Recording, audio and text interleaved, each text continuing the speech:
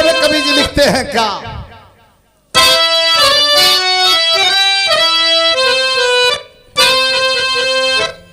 हम है करते नमन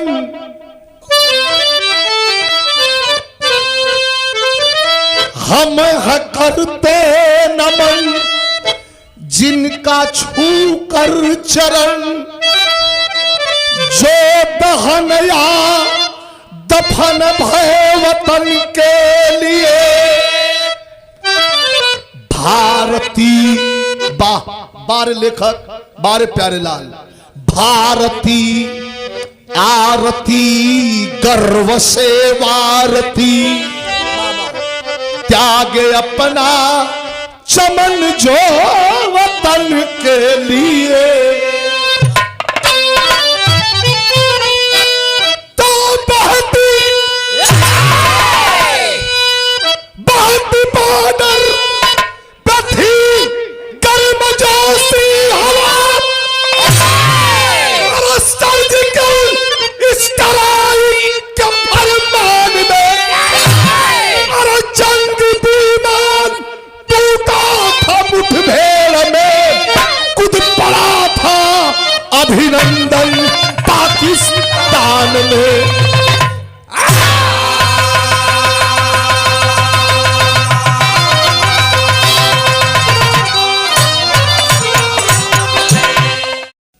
कवि जी लिखा था मन, बहती बॉर्डर पर थी गर्मजोशी हवा, सर्जिकल स्ट्राइक के फरमान में जंगी विमान टूटा था मुठभेड़ में, कूद पड़ा था अभिनंदन पाकिस्तान में। पूरा देश, पूरा देश सरगर्मी में था। हमारा अभिनंदन, हमारा अभिनंदन, बिग कमांडर अभिनंदन वर्धमान। तनी से एक लाइन सुन ली है, बड़ी काम का चीज हो, आप लोग देख ले हुए यूट्यूब पर, बनावटी नहीं है, ये बनावटी नहीं हो। आप लोग यूट्यूब खोल लिया ना, धड़ धड़ धड़ धड़ पूरा आ जाए विस्तार। दुश्मनों के लड़ाकू विमान का पीछा करते हुए अभिनंदन आकाश में मार गिराने के प्रयास से बढ़ते चला गया और बढ़ते बढ़ते पाकिस्तान के आसमान में उड़ रहा है और पाकिस्तान के जंगी विमान को मारकर ध्वस्त कर दिया। पाकिस्तानी सोच गए, अरे ये कौन है भाई, किसका विमान है ये, हमारे विमान को मार गिराया। 4 जंगी लड़ाकू विमान छोड़ करके पाकिस्तान अभिनंदन वर्धमान के विमान को अब घेरवा लेता है। यह कहानी का खाका है, गौर कर लीजिएगा, हृदय पसीज जाएगा। जरा भाव स्थल पर गौर करिएगा, बतौले कि ऐसे बढ़िया बिरहा नहीं हो। तो अभिनंदन वर्धमान को 4 लड़ाकू विमान पाकिस्तानियों के घेर लिए हैं, गोलियां गोला उगल रहे हैं, विमान क्रैश हो गया, मार दहल गया, धू धू करके जरे लगल अभिनंदन हमारे भारत वाले का विमान। आज जब जरे लगल तो बटन लगी हुई है, दबा दिया बटन, ऊपर का कॉकपिट खुल गया और सीट सहित अपने आप को लड़ाकू विमान से बाहर कर लिया। धीरे धीरे पैराशूट के द्वारा धरती पर गिरे लगे और धरती पर गिरा हजारों फीट ऊपर से, तो कमर में चोट आई है, लेकिन 15-20 लोग घेर लेते हैं और गिर करके अभिनंदन पूछ रहा है कि भैया हम हिंदुस्तान में कहां हैं, क्या ये भारत है? कुछ पाकिस्तानी कहते हैं चुप चुप, हाँ हाँ ये भारत है। भारत माता की जय, पाक हिंदुस्तान जिंदाबाद का नारा अभिनंदन जब लगाया तो पाकिस्तानियों के धैर्य का बांध टूट गया। जोर से आवाज लगाया, ये तो दुश्मन है, पाकिस्तान जिंदाबाद, पाकिस्तान आर्मी जिंदाबाद का नारा लगाने लगी। अभिनंदन समझ गया कि बस कहिए हम दुश्मनों की जमीन पे उतर गए। ये जैसे कहानी की शुरुआत हुई, पूरा देश आग बबूला है, इंडियन आर्मी के जवानों ने फरमान जारी कर दिया, मिसाइलें पाकिस्तान की तरफ घुमा दी गई कि अगर 24 घंटे के अंदर हमारे अभिनंदन को आजाद नहीं किया तो पाकिस्तान का नाम दुनिया के नक्शे से मिटा दिया जाएगा। ऐसा हमारे जवानों ने कहा।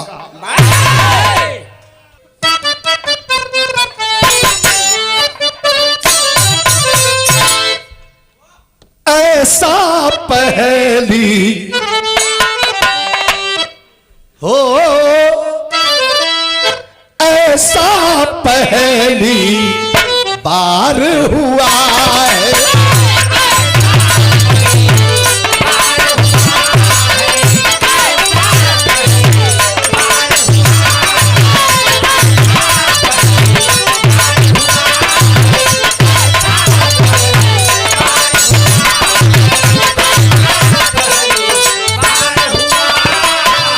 ऐसा पहली बार हुआ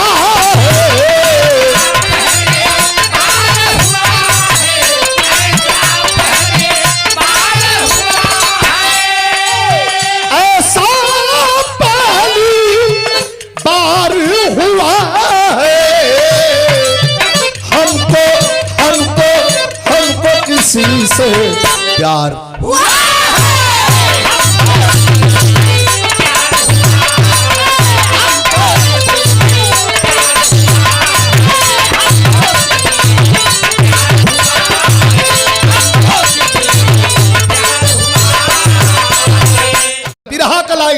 एक फौजी के लिए लाइन लिखल गई कि होकर अरे होकर के कुर्बान है फौजी,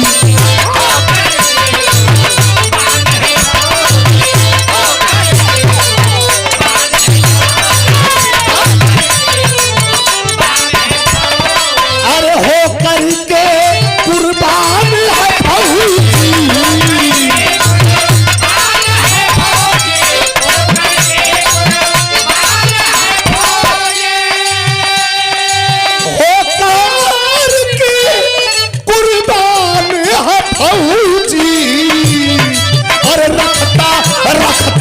रखता वतन की मान है।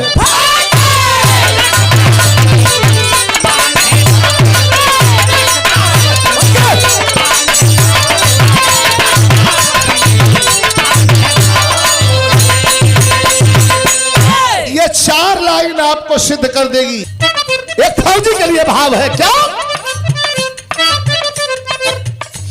सैनिक शान से सीमा पर लाइट खोते हैं, सैनिक शान से सीमा पर लाइट खोते हैं, मौत को सिरहाने तकिया बना के सोते हैं, मौत को सिरहाने तकिया बना के सोते हैं। डर पैर के नीचे, डर बारूदों के अंबारों का। पैर के नीचे डर क्या है? डायनामाइट पर कब पैर पड़ेगा और हम उड़ जाएंगे। पैर के नीचे डर बारूदों के अंबारों का, सर के ऊपर आसमां से बम बौछारों का। ये प्यारे लाल है। सर के ऊपर आसमां से बम बौछारों का, सामने से सीने में गोली कब प्रवेश करे, सामने से सीने में गोली का प्रवेश करे, पीठ के पीछे से सर कटने का भय पेश करे, पीठ के पीछे से सर कटने का भय पेश करे। पाक में अभिनंदन। इंडियन आर्मी का वह जवान अभिनंदन भी कमांडर जब पाकिस्तान में पकड़ लिया गया, पाक में अभिनंदन, पाक में अभिनंदन मुझो पत्ताओ फेर हंसा, पाक में अभिनंदन मुझो पत्ताओ फेर हंसा। कीदलों के झुंडों में हिंद का दिलेर फंसा, कीदलों के झुंडों में हिंद का दिलेर फंसा। इधर बादल से श्याम नारायण यादव खोल उठा, इधर बादल से श्याम नारायण यादव खोल उठा, छोड़ो अभिनंदन को जोश में खोल उठा।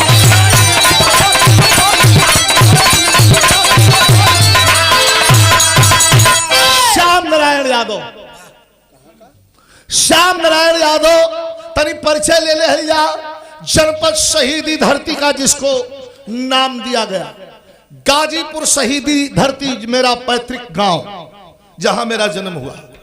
गाजीपुर जिले के ग्राम हसनपुरा बिरनो थाना के बगल में वो गांव है, निकट कहोतरी चट्टी।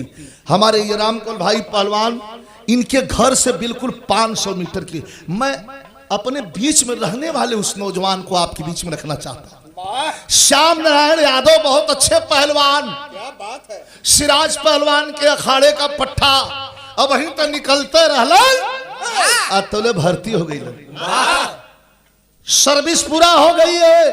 परिवार का परिचय, पिता स्वर्गीय मुखराम यादव, माता जिंदा है सीताजी देवी, पत्नी 7 दिन पहले यूट्यूब पर खोल करके देख लीजिए, राष्ट्रपति द्वारा वीर चक्र से सम्मानित किया गया है। राष्ट्रपति के हाथों द्वारा उस महिला को श्याम नारायण यादव की पत्नी प्रमीला देवी। तब 5 भाई 1 बहन, 2 बेटे अरविंद और परमिंद। परिवार बड़ा भरल पुरल हो। श्याम नारायण यादव के अब तो रिटायर की तैयारी हो, 7-8 महीना में रिटायर हो दी है। तो कभी लिखते हैं कि इधर बॉर्डर से श्याम नारायण यादव खोल उठा, छोड़ो अभिनंदन को जोश में वह बोल उठा। आर्मी, इंडियन आर्मी के नौजवानों ने मिसाइल को रख दिया, ब्रह्मोस मिसाइल तान दी गई पाकिस्तान की तरफ। उतर हाली अमेरिका का फोन आयल, बड़े बुद्धिजीवी लोग बैठे हैं, बिरहा कोनो खेला उनार अगर लटरम पटरम सटरम वाली, ये पब्लिक है डार्लिंग, सब जानती है कि कौन सफाई दे रहा है, कौन लपेट रहा है। तब इधर बॉर्डर से श्याम नारायण यादव खोल उठा, छोड़ो अभिनंदन को जोश में वह बोल उठा, हमारे बिग कमांडर को जल्दी से जल्दी रिहा कर दो, वरना पाकिस्तान का नाम मिटा दिया जाएगा दुनिया के नक्शे से। अमेरिका का फोन आ गया कि जल्दी उसके बिग कमांडर को रिलीज कर दो, छोड़ दो, वरना भारत कुछ बड़ा करने जा रहा है। घबरा के तुरंत इमरजेंसी मीटिंग बुला करके और पाकिस्तान के लोकसभा में खड़ा होकर के वहां का फट्टू प्रधानमंत्री जब से बैठा है पाकिस्तान के तख्त पर, पाकिस्तान की हालत बद से बदतर होती गई है। हिंदुस्तान से रार रोप लिया, हिंदुस्तान का दवाई, हिंदुस्तान का खाद्य सामग्री, हिंदुस्तान का सब सामान जो आना जाना रहल और दान प्रदान जितना हल कुल रोक दिहल गल। हाय हाय हाय चिल्लात हूं। तो अमेरिका कहा कि जल्दी रिलीज करो, तुरंत आवाज लगौलस कि कल हम अभिनंदन को छोड़ने जा रहे हैं और बॉर्डर पर हमारे जवान मचल रहे हैं, यही कह रहे हैं। क्या मास्टर?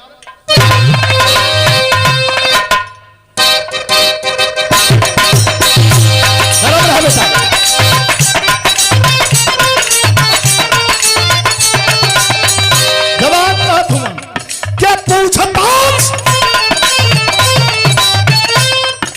पूछताछ कर लिया, कर लो हम है नहीं खिलाफ।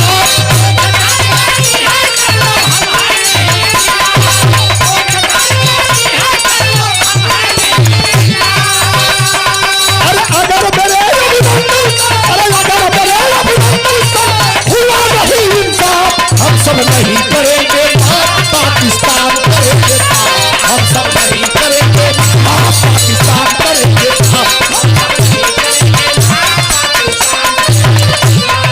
देश के कोने कोने से अब धमकी मिली इमरान को,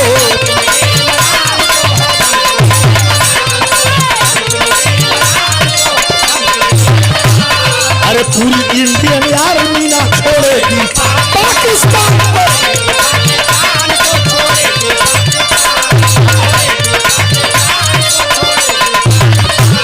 अरे मिट्टी में हम मिला, अरे मिट्टी में हम मिला छोड़े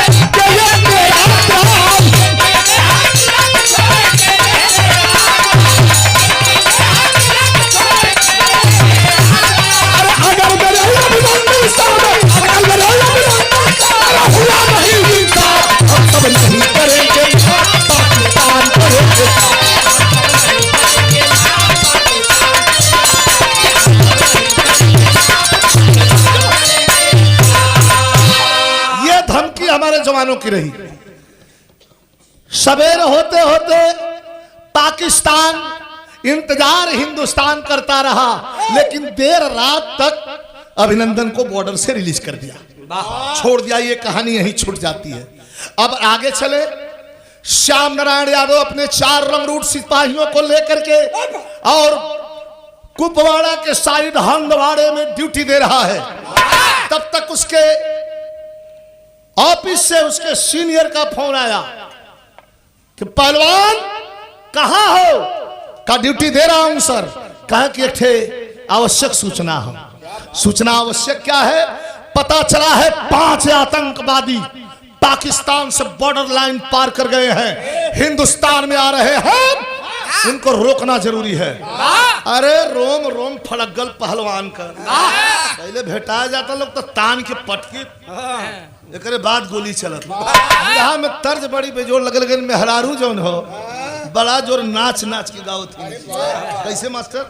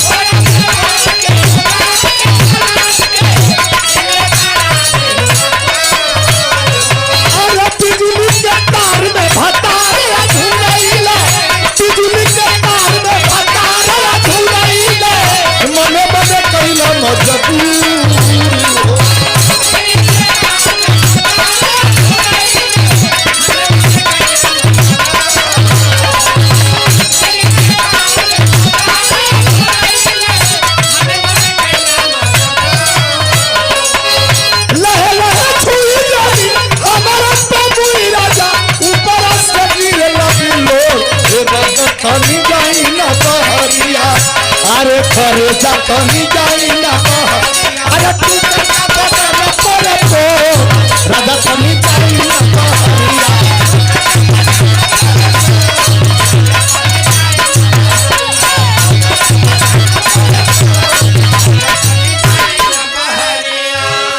लेकिन भाव बढ़िया हो।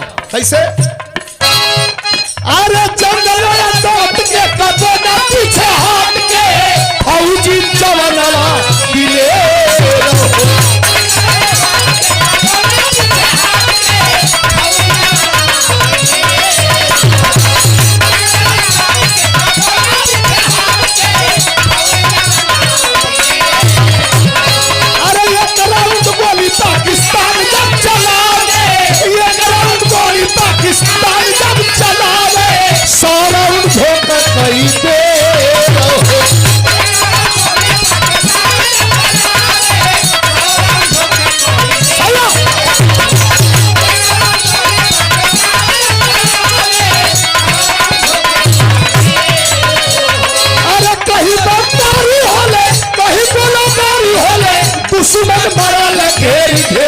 काटल हंडवाड़ा में जवाना, काटल हंडवाड़ा में जवाना। अरे सामने गाजीपुर का से काटल हंडवाड़ा में जवाना।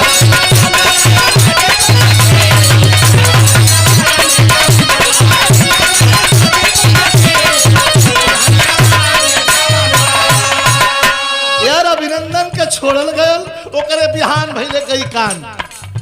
हंदवाड़ा में ड्यूटी देत हुन, खोजे लगलन कहाँ हुन। सिविलियन से पता लगल कि देख 4 दुश्मनवा एकर पंथरा गनवा में हमार नया नया गवना।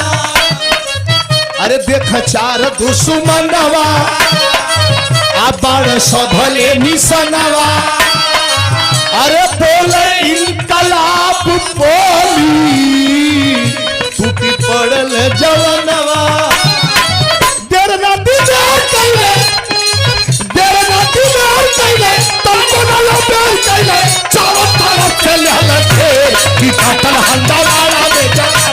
अरे काटल हंडवाड़ा में जवान। गाजीपुर से काटल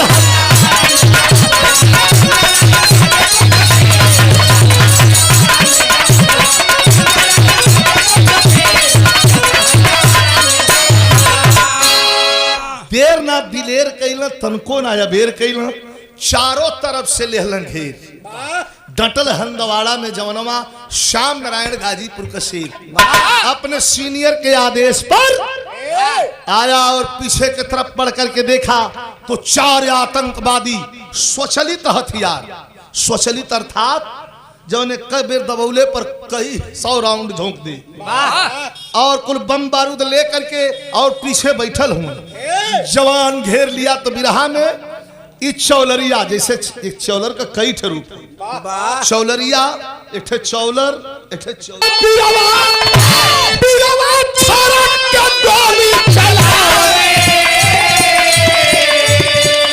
गणपति खोपड़ी सहित चारों मर के पसर लगे जैसे खड़ खड़ खड़ा है जैसे खड़ खड़ खड़ा है एक पेट बगल के पीरल ऊपर पातिया भाग घटिया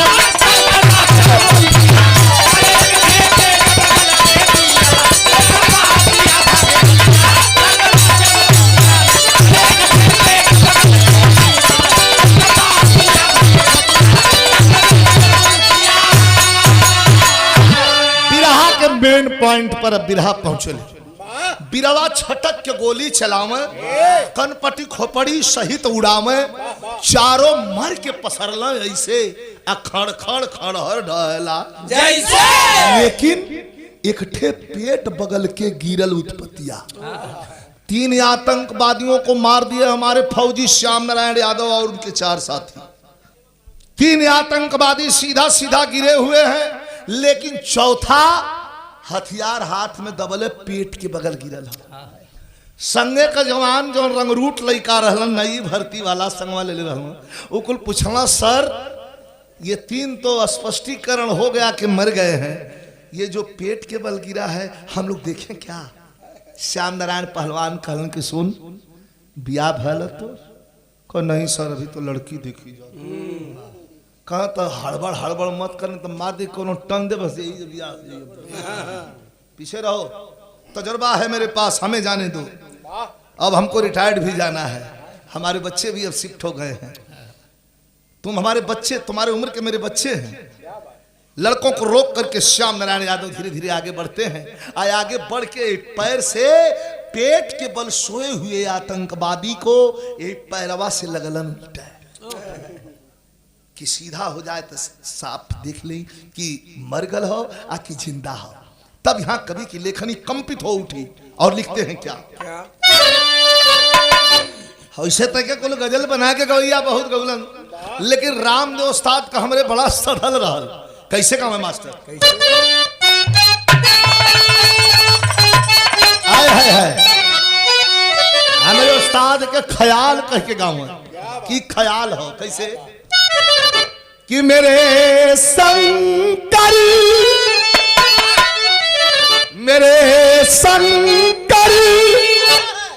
के डमरू से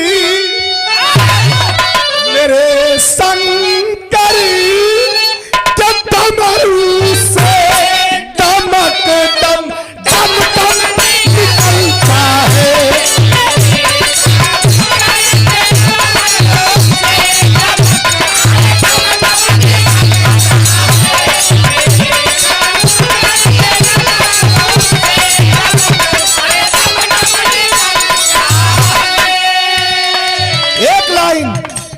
कभी कहते हैं दिया इस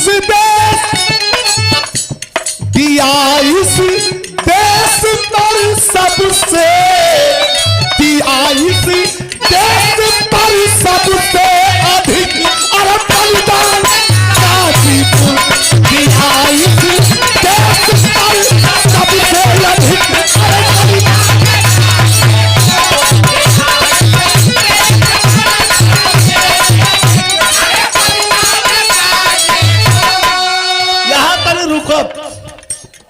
प्रश्न भी उठता है कैसे गाजीपुर दिया इस देश पर सबसे अधिक बलिदान गाजीपुर।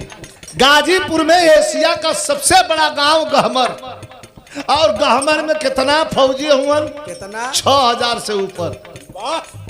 गहमर के नाम से यूनिट चलती है। कभी कहते हैं क्या,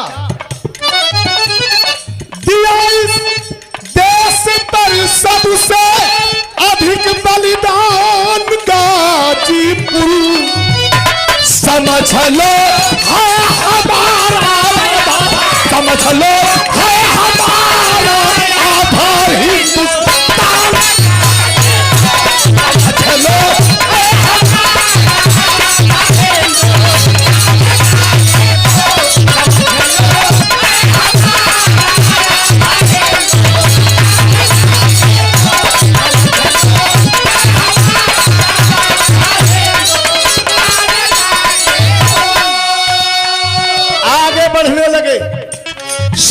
पहलवान आगे बढ़े लगल। सोया है एक आतंकी बहाना मौत का लेकर, सोया है एक आतंकी, तू मरल ना, बहाना मौत का लेकर, वतन के नाम आगे बढ़े लगला। उतना बहाना कैले हो, अपने हथियार पर टाइगर पर अंगली रखले हो और मरले का बहाना करके मुहे के बगल सुतल हो। सोया है एक आतंकी बहाना मौत का लेकर, सोया है एक आतंकी बहाना मौत का लेकर, तब वतन के नाम, वतन के नाम पर हरदम, वतन के नाम पर हरदम हुआ कुर्बान गाजीपुर।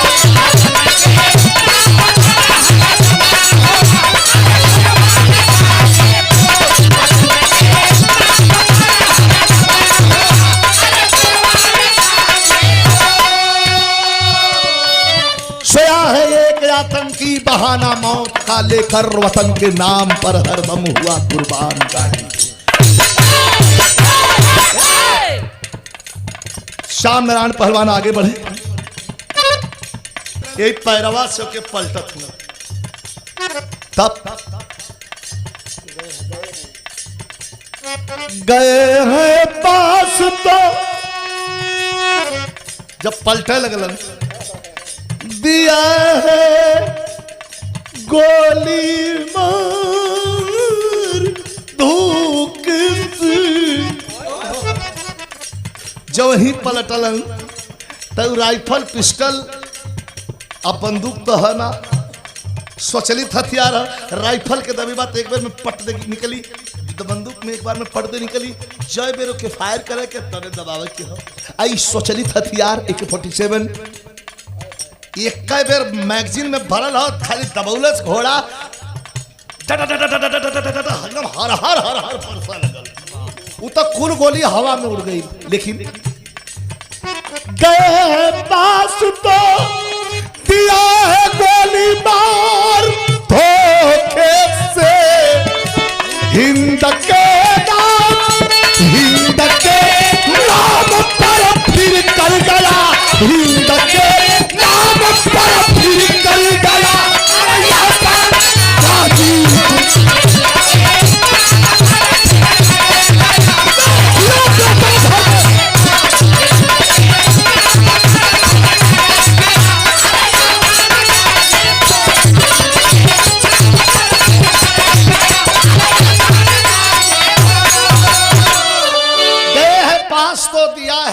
मार धोखे से, हिंद के नाम पर फिर कर गया एहसान गाजीपुर, हर हर हर हर कुल गोली आकाश में चल गई, लेकिन दुई गोली।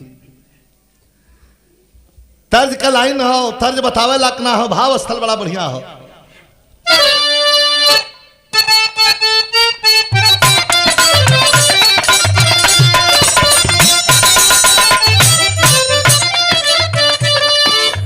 तन को न दर्द आई, तन को न दर्द आइल आतंकी कमीना वाले,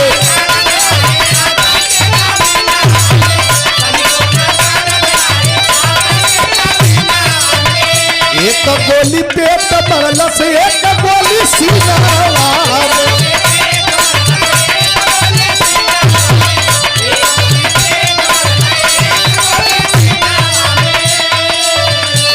चढ़ल खून का संचार जाके हेड पर, ए भैया हेड पर, ए हो बाबू हेड पर, अरे घायल होके गिरा मूर्छा के परेड पर। आशा नारायण यादव हॉस्पिटल के बेड।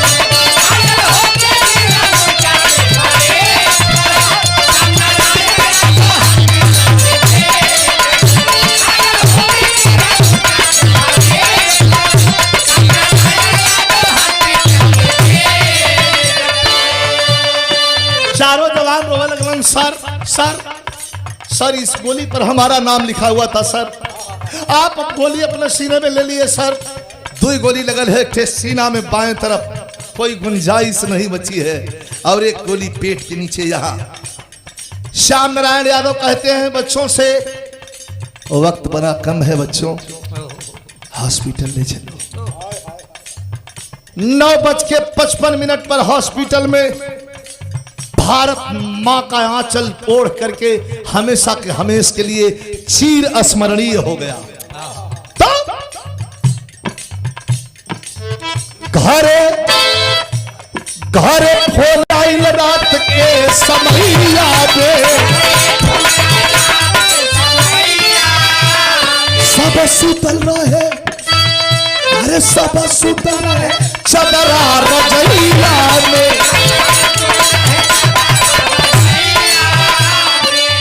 हेलो बोले लाया भिखारी, जवाब देली नारी, ई फोन कैसन आइल आधी रात के। सीनियर अधिकारी फोन किया, उनकी धर्म पत्नी फोन उठाती है, अरे भाई घर में कोई आदमी नहीं है, फोन जरा दीजिए, आप कौन है? हमारे यहाँ भारतीय संस्कार में खास तौर से पूर्वांचल में मेहरारू अपने मर्द का नाम नहीं लेते। कौन है आप? कोई मर्द हो तो फोन पकड़ाओ, आर्मी हेडक्वार्टर से बोल रहा हूं, श्याम नारायण पहलवान के यूनिट से। दुल्हन कहलिन कि के हम जगावे जाई, सब कहां कहां सुतल बा। 11:30 बजे जौन बतिया हो मैं सजवा हम के बतावल जाए। आप यूनिट से बोलत हई त सवेरवा वही फोन कैले रहा है, तो कहला है कि हम कोनो विशेष ऑपरेशन में है, सांझी का खाली हो तो तुझसे बात करब। कहा हूँ तनी बतिया करा था। समझते देर नहीं लगी, फिर भी अधिकारी पूछ रहा है कि आप कौन हैं? जीव धक धक करत हो। कहलिन हम पहलवान का औरत है। अधिकारी रो रहा है, कुछ कहना चाहता है लेकिन मुंह से कहात नहीं बा। बोलल जाए आप के हैं? तो वही समय अधिकारी बोलल, का बोलल? कह कि तिरंगे पे कुर्बान हो गया। धक दे करे जाकर सारी का बोलत है? कह कि तिरंगे पे कुर्बान हो गया, सर पर कफन बहादुर लिया शौक से बाल, तिरंगे पर कुर्बान हो गया।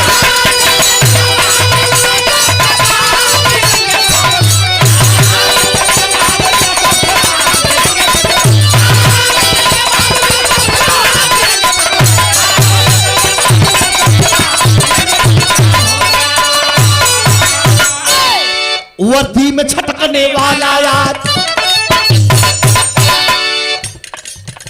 वर्दी में छटकने वाला यार ताबूत में लेट के आया है। हर खुशियाली करके दफन वह कफन तिरंगा पाया है। खुला है ताबूत मूर्छित मुखड़ा, निरख रही माला लंका। एक सितारा उजड़ गया बुढ़िया माई के आंगन।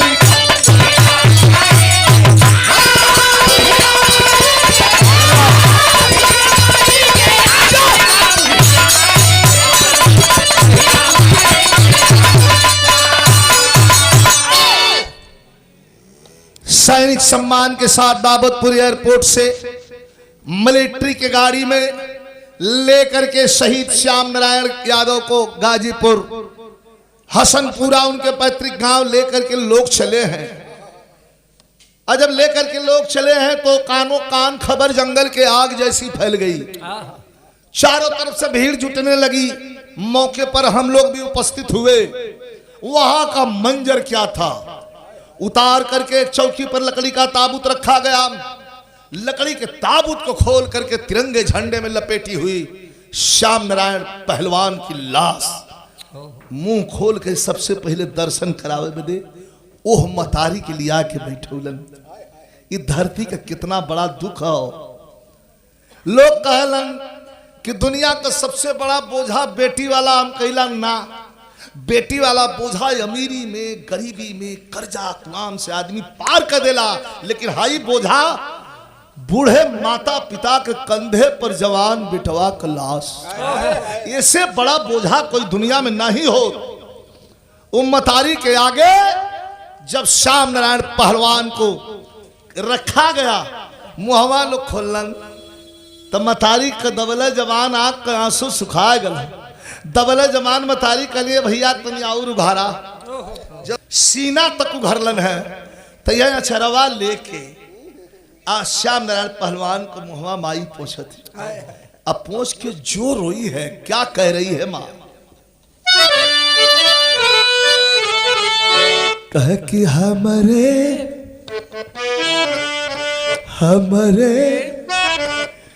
बुढ़ौती हमरे बुढ़ौती के अरे जाए बेटा कैलन तनिको ख्याल हमरे बुढ़ौती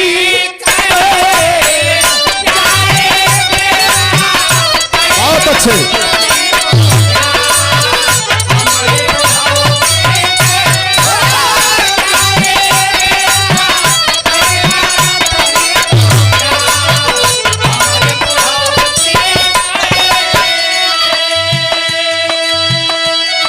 मतारी रोवत हैं और आंचल से मुंह सब फैला पसारत हैं। का जर ठटरी छोड़ के हमसे बुढ़ऊ धोखा कइले। अरे धोखेबाज का बेटा तू धोखेबाज होई गईला कि हमरे बुढ़ौती के अरे काहे कइला तू खड़ा रखे हाल हमरे बुढ़ौती के।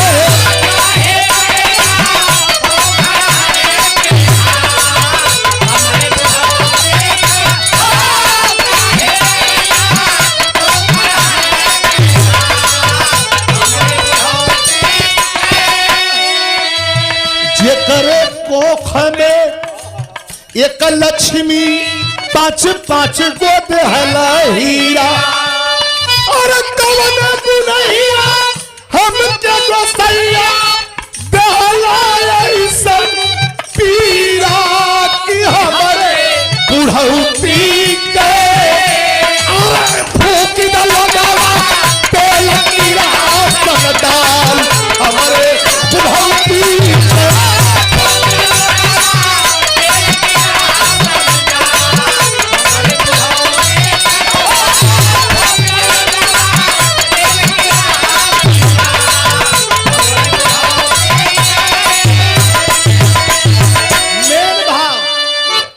हमार 3 मिनट 4 मिनट और बा, लेकिन मेन कसौटी सब तो रोवते बा। अब पछताए का हुई है जब चिड़िया चुग गई खेत। लेकिन सरहद पर मरने वाले नौजवान जो 130 करोड़ लोगों के लिए जो जान देता है, कौन है फौजी? हमारा बेटा, आपका बेटा, गरीब का बेटा, किसान का बेटा, मजदूर का बेटा। आज हालत खराब है दोनों की। यही दो हमारे भारत के स्तंभ हैं। एक तरफ किसान, इनका दमन करवा रही है ये सरकार, दूसरे तरफ वो जवान जो सरहद पर दाल रोटी दिखा के पेश करता है कि हमसे काम लिया जाता है, यही मेरा खाना है। आपने देखा होगा दोनों का दमन हो रहा है।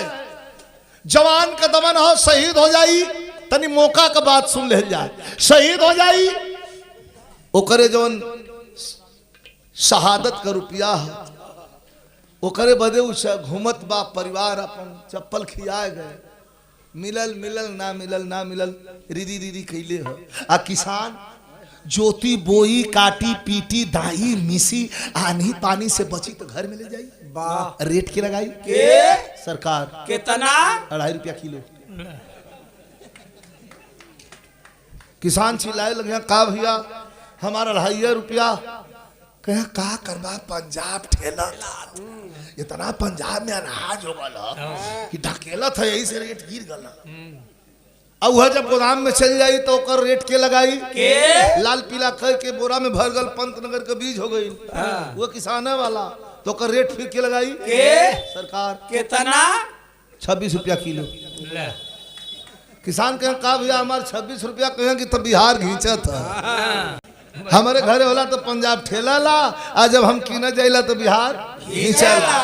ई तक गति हो सरकार का और किसान की दमन। अब तक आजादी के बाद बुरा मत मानिएगा, और मैं अपनी बात कहने से डरता नहीं। ये लिए कवि जी भाव लिखत हूं सब तो रोबते बा।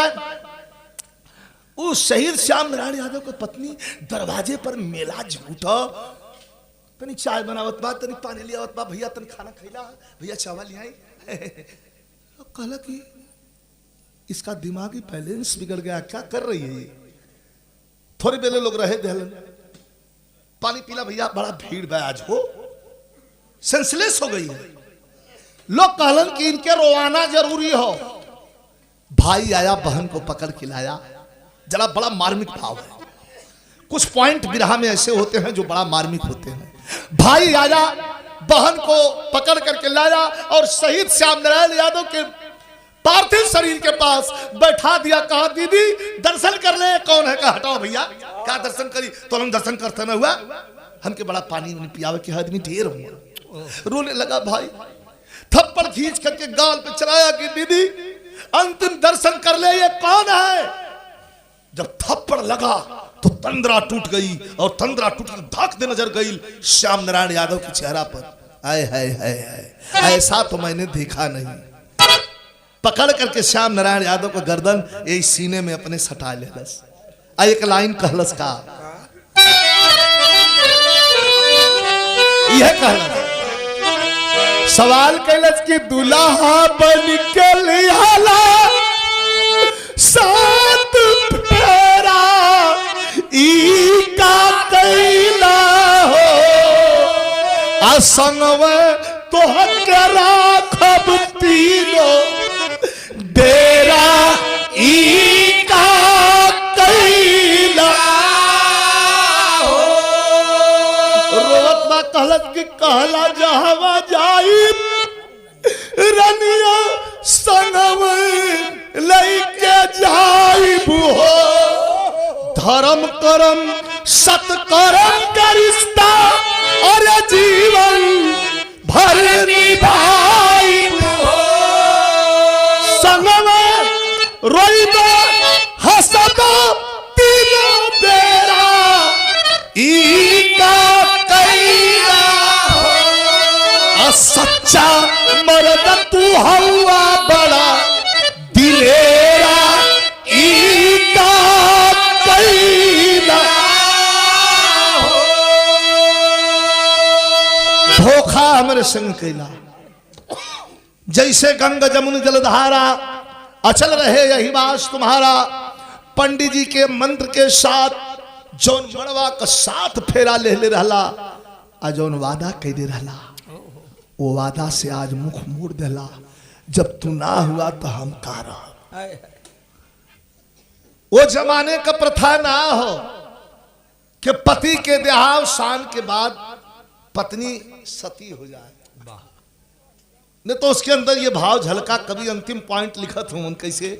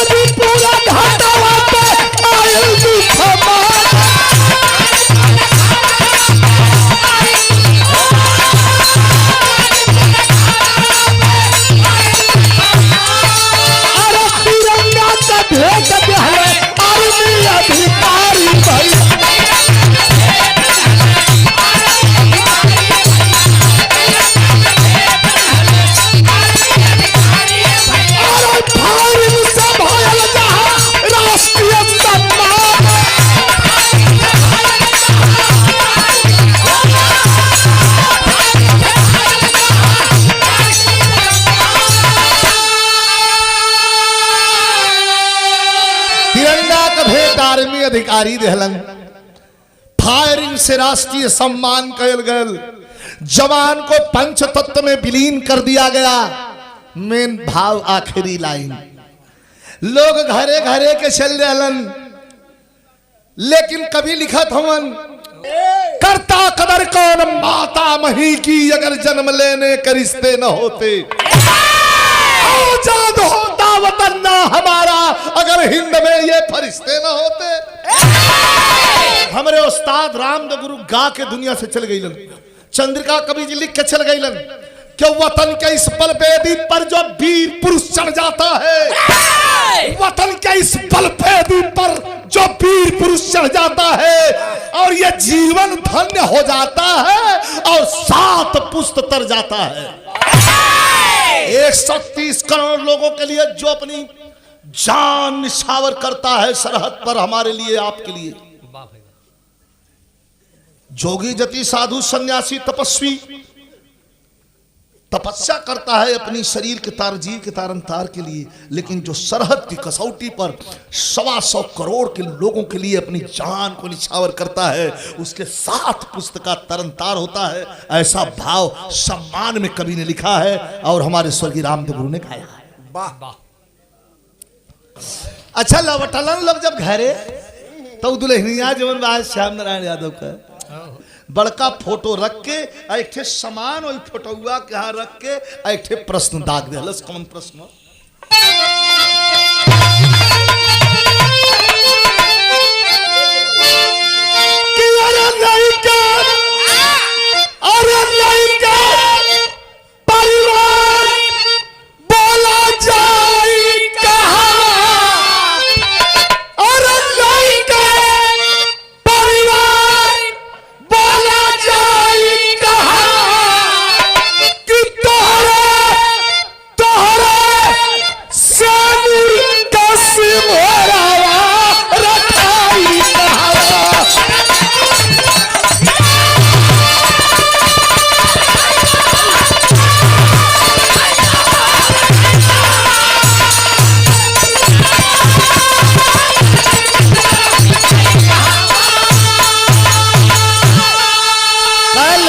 परिवार बोला जाए कहाँ, तोहरे सेनूर का सिंहरवा खाई कहवा, तोहके तो मिली रजऊ राष्ट्रीय पुरस्कार हो, हमार तो लुटाए गयल शौक हो सिंगार हो। सब कोई दिखाला तू ना बाटिया ही हवा, लेकिन कहना हो गुरु बिहारी गुरु गणेश गुरु राम लाल ललकारे बच्चन कहता कभी चंद्रिका दास तिरंगे पर कुर्बान हो गए।